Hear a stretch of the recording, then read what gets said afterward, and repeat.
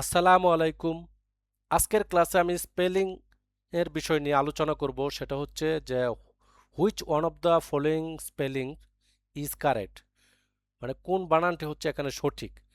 অপশনগুলো দেখব আমরা। এখানে আমরা একটা জিনিস মনে রাখবো, এম স্কোয়ার আর হচ্ছে এস স্কোয়ার। এম স্কোয়ার মানে ডাবল এম, এস স্কোয়ার মানে কি ডাবল এস।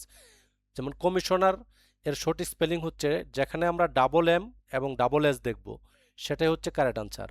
অপশন বিতে ডাবল এম আছে কিন্তু ডাবল এস নাই, সুতরাং এটা সঠিক না।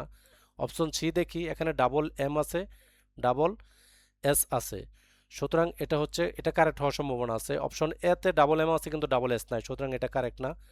অপশন ডিতে ডাবল এস আছে কিন্তু এম নাই, সুতরাং এটা কারেক্ট আনসার না। সুতরাং C is the correct answer, C is the right answer.